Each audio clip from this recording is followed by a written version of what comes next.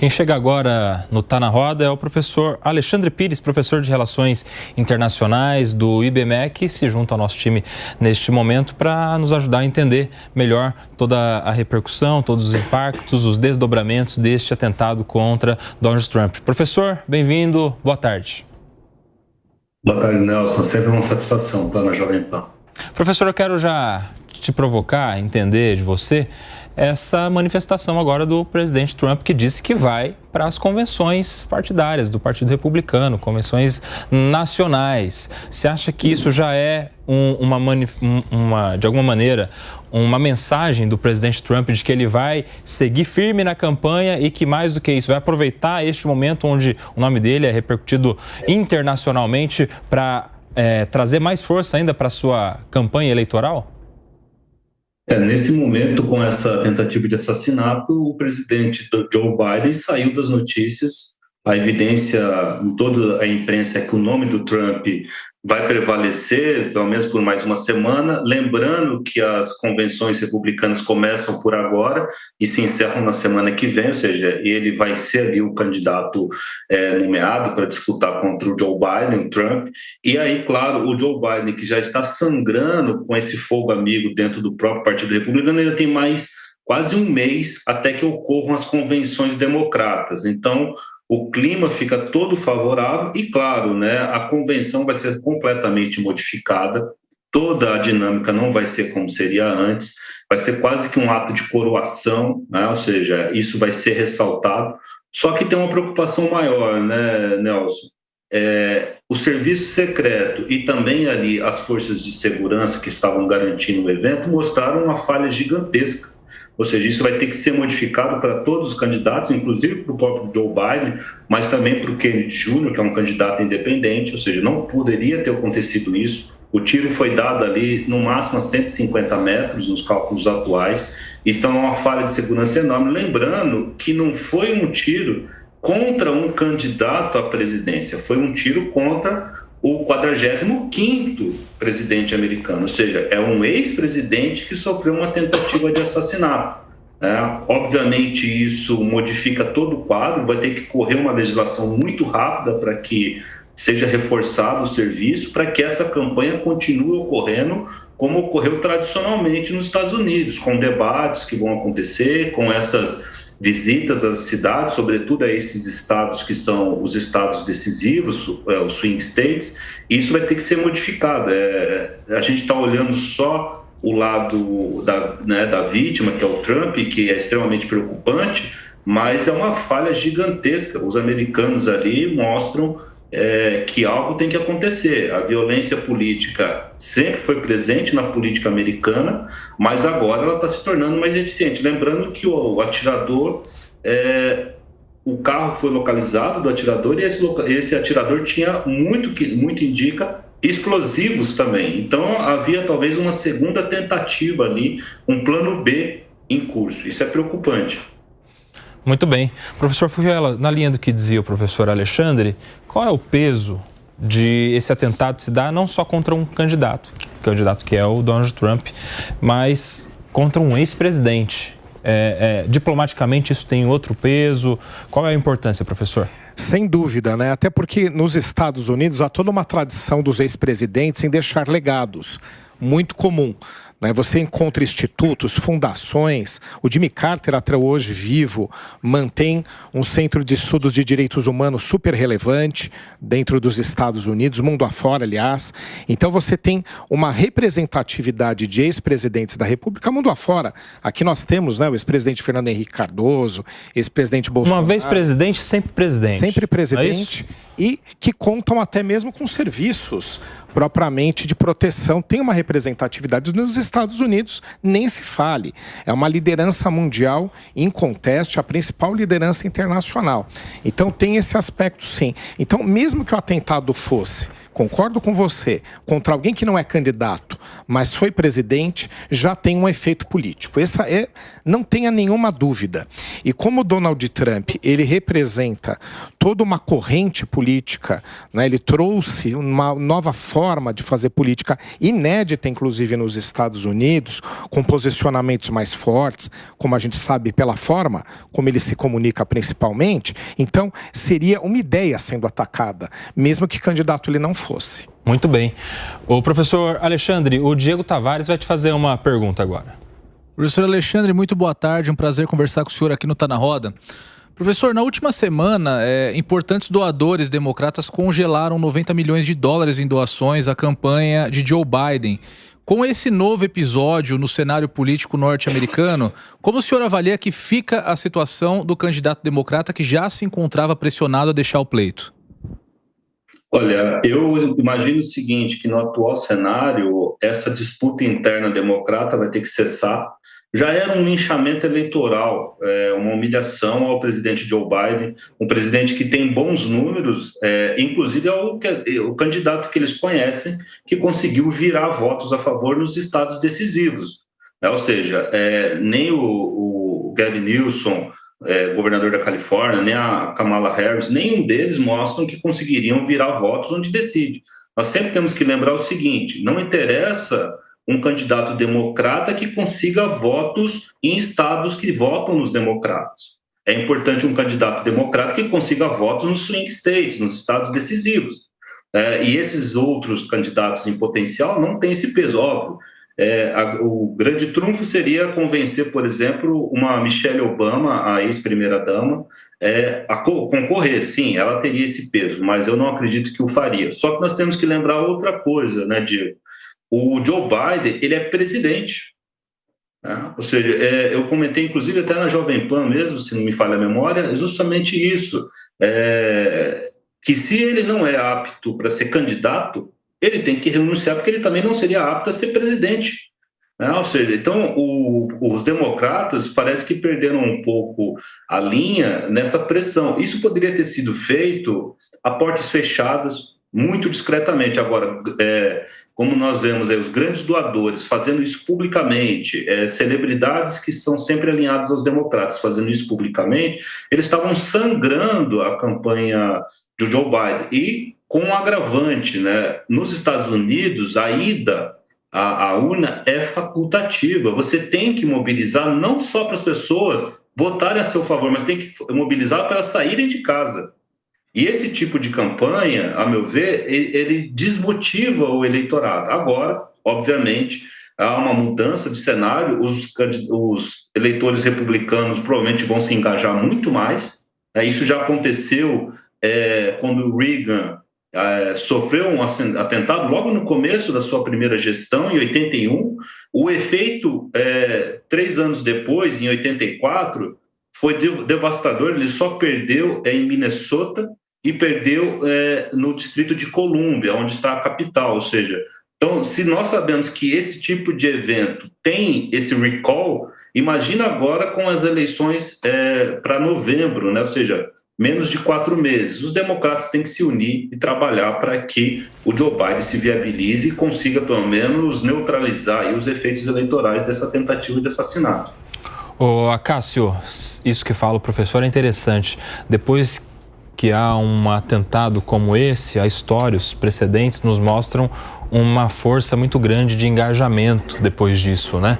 Quase que como uma tentativa de vingar o atentado, um fortalecimento na campanha. Os exemplos que a gente tem aqui no Brasil, o próprio Bolsonaro em 2018, que cresceu muito depois daquele atentado contra a sua vida. O exemplo trazido pelo próprio professor Alexandre. Você acha que essa é uma tendência nos Estados Unidos agora, Cássio? É uma tendência nos Estados Unidos, Koba, porque o norte-americano tem um patriotismo bastante presente e o norte-americano tem também um apreço às instituições. A partir do momento em que há um atentado contra o líder republicano, a partir do momento em que há um atentado contra um presidenciável e a partir do momento em que há um atentado contra um ex-presidente da República, os norte-americanos, em especial os eleitores republicanos, se sentem indiretamente vítimas disso também. Então eles vão com muito mais ímpeto para a campanha, vão vestir ainda mais a camisa do Donald Trump, e eu acho que o cenário que já era bom para ele passa a ser melhor ainda. E eu vou aproveitar essa deixa, Koba, aproveitar que o Manuel está aqui, fazer uma pergunta para ele, ainda nessa esteira. No decorrer da última semana, antes deste atentado, muitas foram as discussões dentro do Partido Republicano sobre a escolha de um eventual vice. Eram 4 os possíveis escolhidos. E eu queria entender, Manuel, se na sua visão o que aconteceu ontem muda essa escolha ou o Partido Republicano continuará na mesma toada, com as mesmas opções? Cássio, ótimo ponto, né? Porque vários são os efeitos que a gente espera, né, dessa questão toda, dessa crise, né, que se instalou aí nessa campanha já conturbada, como a gente já mencionou aqui, com tantos fatores inéditos, né, neste momento. Mas eu acho que em relação à candidatura de vice, não tem propriamente um impacto. Eu acredito que haverá um encaminhamento, uma continuidade da agenda ainda reforçada. Como o impacto sobre a candidatura de Donald Trump, provavelmente, né, só se a gente se enganar, vai ser positivo com essa repercussão toda, com essa comoção, com essa vitimização dele.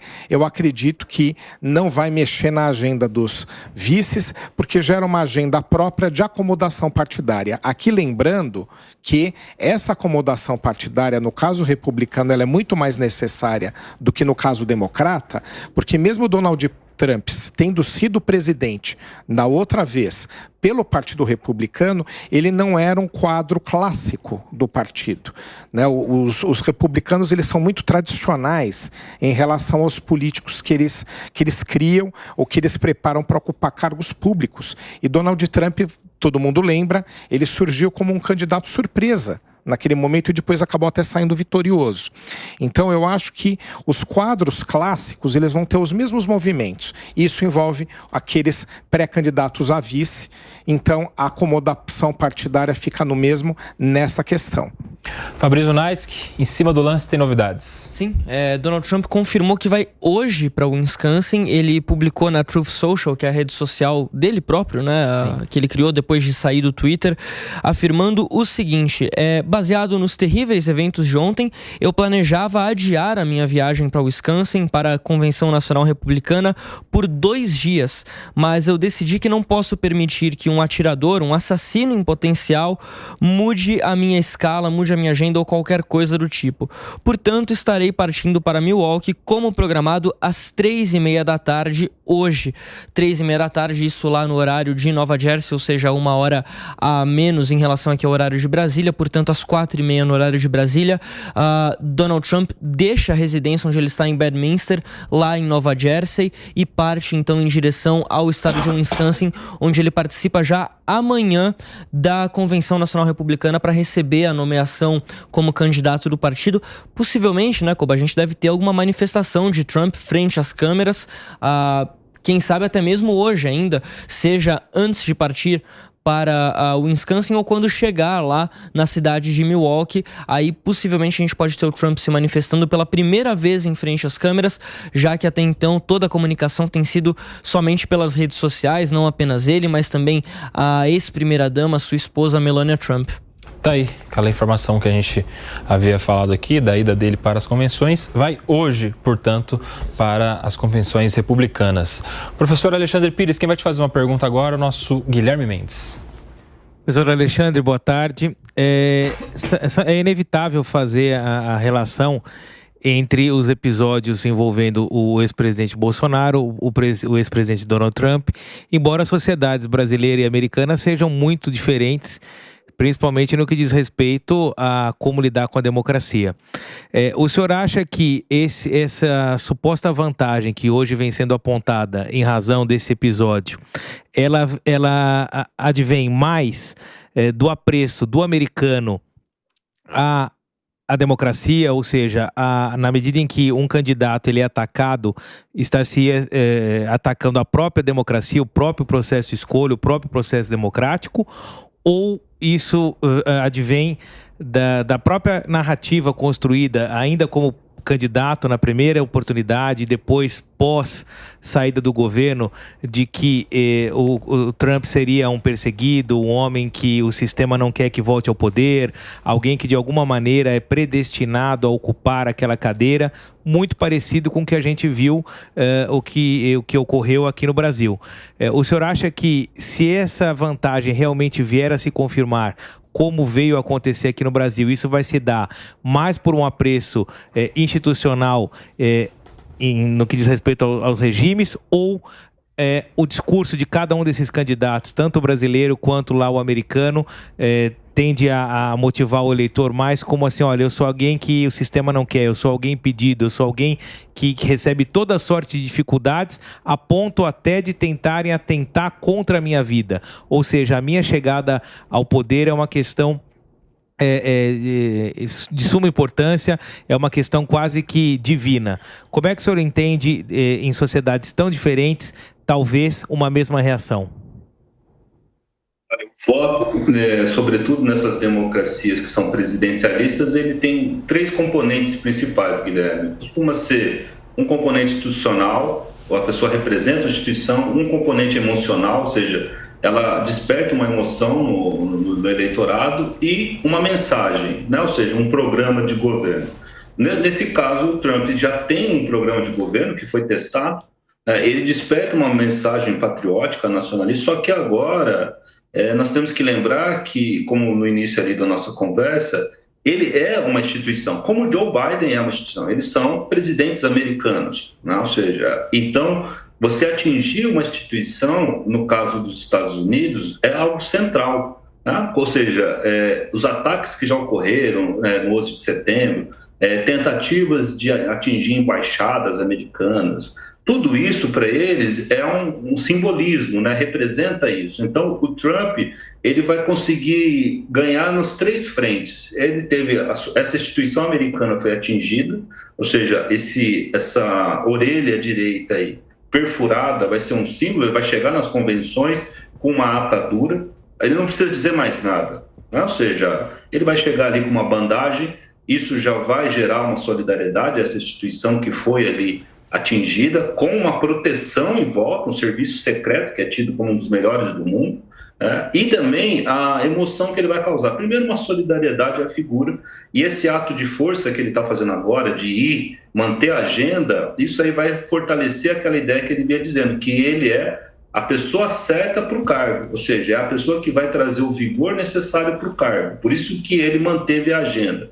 E, claro, a partir desse momento, a mensagem dele vai ser ouvida com mais atenção. Lembrando que no primeiro debate, eu comentei o primeiro debate, assisti ali durante, o Joe Biden se referia ao Trump como this guy, né? Ou seja, esse cara, ele não falava o nome do Trump. A partir desse momento, o Joe Biden não vai poder fazer isso. Ele, inclusive, já publicou hoje que ligou para o Trump, que conversou com o Trump, ou seja, aquela tentativa de desumanizar o Trump foi neutralizada. Isso é péssimo para a campanha democrata. Era uma estratégia bem desenhada, né, de tentar bestializar o Trump até novembro. Isso não pode mais ser feito, porque a partir desse momento, caso o faça, ele vai ganhar uma repulsa muito grande desses eleitores que não são fielmente democratas e nem republicanos. Então o Trump tem uma vantagem, ou seja, não é só um futurismo no sentido de dizer que ele vai ter vantagem eleitoral, é porque ele consegue, nesse momento, catalisar essas 3 forças e impede a estratégia democrata. O Joe Biden vai ter que ter digamos, um certo cuidado ao atacar o Trump e a mensagem do Trump, sem atacar a instituição que o Trump representa como ex-presidente e também sem atacar esse sentimento que ele desperta. Muito bem. Professor Furriela, a gente está falando da possibilidade da campanha do Trump ganhar mais força agora, como parece ser o caso em situações como essa, de atentado, e no momento agora exatamente quando o Joe Biden tinha que reafirmar a sua posição, demonstrar força, demonstrar capacidade cognitiva, inclusive, para continuar na disputa e para, eventualmente, ser o mandatário por mais uma gestão nos Estados Unidos. Ou seja, um momento de fragilidade do Joe Biden é que pode ser que Donald Trump ganhe ainda mais força. Isso pode impactar a decisão do Partido Democrata pela continuidade ou não do Joe Biden. Esse evento com Donald Trump pode pressionar ainda mais o Partido Democrata a escolher um outro candidato para a disputa? Vai ser um dos objetos de pressão, concordo com você, porque veja só, conforme foi abordado aqui, o discurso do Joe Biden também sai fragilizado. Mas tem alguns outros aspectos do discurso dele que saem ainda mais fragilizados. Veja só, a cena que a gente acompanha, que a todo momento é reprisada de tão impressionante, né, que é de tão impactante, é que depois que ele é alvejado, minutos depois, ele se ergue com o punho em riste, não é? Faz uma série de sinalizações a seus eleitores. Agora, conforme também foi noticiado, já disse que vai manter a sua agenda ainda de hoje, de programação, de participação em convenção partidária, em eventos partidários. Isso mostra a vitalidade, isso mostra a força, ao contrário das fragilidades do adversário. Então, expõe ainda mais esse choque. Até que ponto Joe Biden teria agido da mesma forma, teria um poder de reação da mesma forma. Talvez para quem faça uma análise só de projeto político, propostas, isso não seja tão relevante. Mas para o eleitor americano fica no imaginário. Não tenha nenhuma dúvida, né, que essa contraposição de vitalidade de um de outro vai ser ainda mais premente e vai impactar, pressionar o Partido Democrata. O ponto é que o Partido Democrata também não tem lá grandes alternativas. Ô Diego Tavares, tudo na política comunica, né? Donald Trump, vítima de uma tentativa de homicídio, tá lá com uma lesão na sua orelha.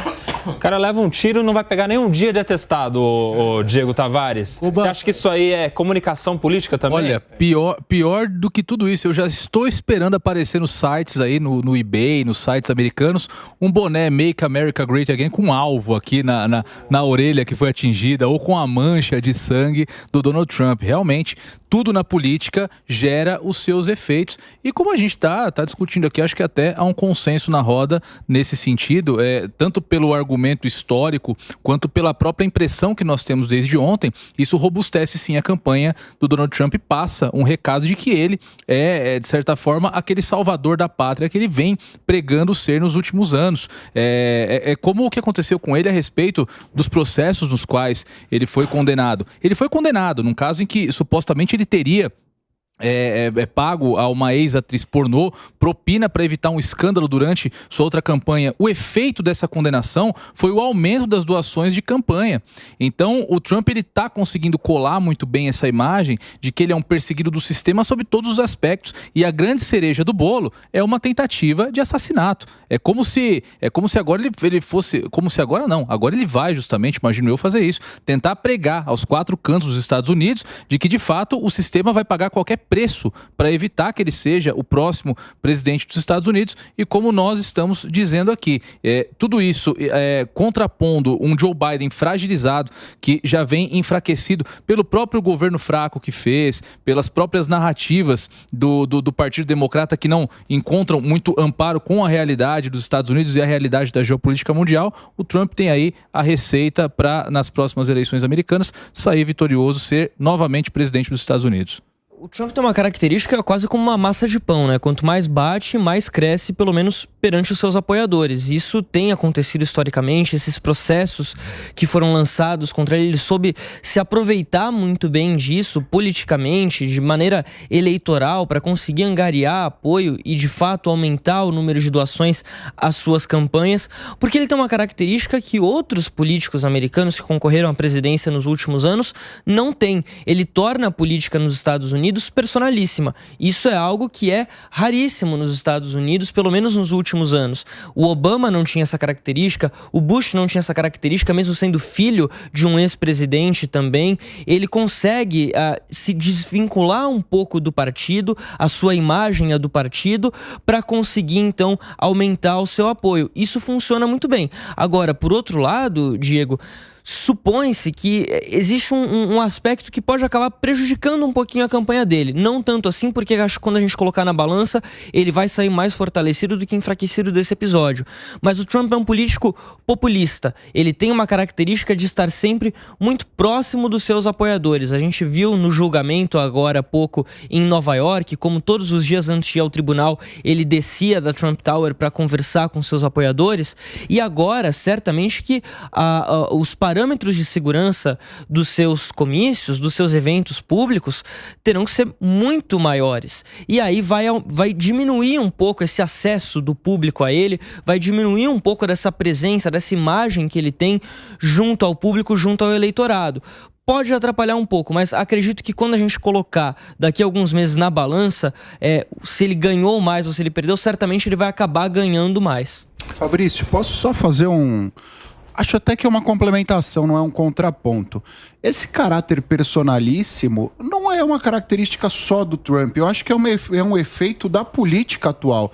Se a gente for olhar para os principais players do mundo sobre os quais nós temos falado nos últimos tempos, seja um país democrático, seja um país não democrático, há esse personalismo. Aqui no Brasil a gente vive um pouco desse personalismo, viveu principalmente em 2018 com o Bolsonaro, mas o Lula também é um fenômeno personalista, Milei, o Zelensky, acho que é um fenômeno mundial esse personalismo, né? Quando a gente olha, por exemplo, se a gente for olhar lá para trás, acho que o professor Furriela vai poder falar um pouquinho mais sobre isso também. Se a gente voltar em 2000, as eleições Bush e Al Gore, não havia essa relação, por exemplo, depois, quando o Bush concorreu contra o John Kerry, se não me falha a memória, em 2004, também a mesma situação.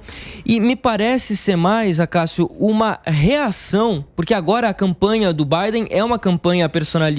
Embora o discurso tenha mudado nas últimas semanas, desde o debate, com os apoiadores democratas dizendo: a gente não está votando só pelo Biden, a gente está votando pela equipe, porque agora pega um pouco mal dizer que está votando pelo Biden por conta da questão de saúde, né? Mas me parece ter sido muito mais uma reação à figura do Trump, a como ele conseguiu transformar, mudar esse tabuleiro político nos Estados Unidos, do que propriamente algo assim já natural. É uma movimentação que acontece em outros países. Aqui no Brasil, indiscutivelmente, Bolsonaro e o Lula tornam a política extremamente pessoal. É algo muito diferente. Na Argentina, a figura do kirchnerismo, do peronismo, é algo que vem desde o peronismo, mas também funciona assim. Agora, nos Estados Unidos, isso era um pouquinho mais raro da gente ver acontecer. Não sei se o professor vai concordar comigo. Em 30 segundos, professor Furriela. Não, realmente, né? E no caso da eleição do Al Gore, né? Muito curiosa aquela eleição, porque ele era o grande favorito, até mesmo por fazer parte de uma grande aliança internacional, que era a Terceira Via, da qual fazia Fernando Henrique Cardoso parte. Havia um momento Tony Blair, havia uma onda no mundo. Só que aí, veja só, um fator que hoje em dia não tem tanta influência. Sim. As questões que envolviam o Bill Clinton, principalmente em relação àquele escândalo da estagiária, foram impactantes. Teve uma questão moral não tão vista hoje em dia.